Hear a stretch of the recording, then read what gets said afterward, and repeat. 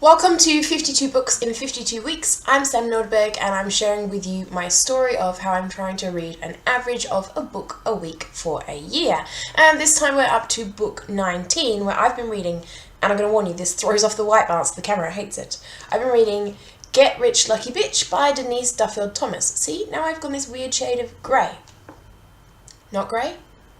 Grey. Not grey? Great, thanks Denise. So I've been reading Get Rich Lucky Bitch, which I'm not going to show you anymore because it doesn't like the camera. I've read this one before, to be honest. I kind of smashed through it mid last year fairly quickly and enjoyed her writing style. So I follow Denise on social media and I follow her blog, and I like her style. She's quite down to earth, she's funny, she's happy-go-lucky, but she's got a really good message, and that comes through in the book as well. It's easy reading, there are some jokes, it's happy-go-lucky, but there's a solid message to it too.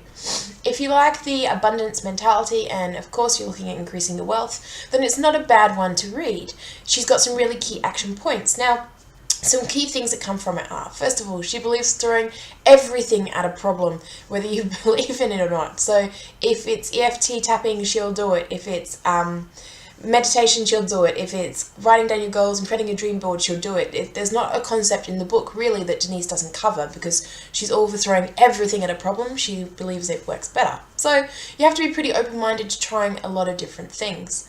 There are some really cool down-to-earth things in there that I like too. For example, tracking. If you followed any of my previous videos, you'll know that I track our sales coming into the business. I always attempt to do it daily.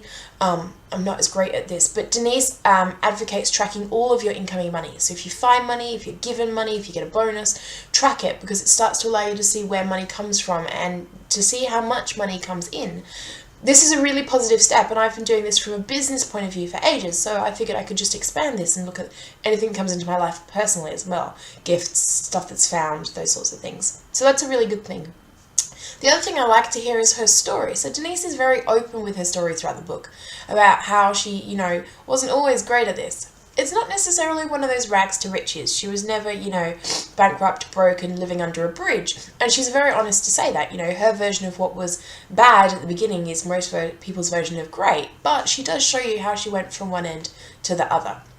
Look, if you've read any of her other stuff, then it's worth a read. If you enjoy her blog and her videos, it's worth a read. And if you're really looking to expand your knowledge on wealth creation and to look more positively at your finances, then it's worth a read. This copy, great, is heading its way down to Victoria now, to a lady by the name of Kitty. I always like my books to be rehomed and reloved, so this one's on its way to Kitty this week. And as always with this, I will see you in the next video.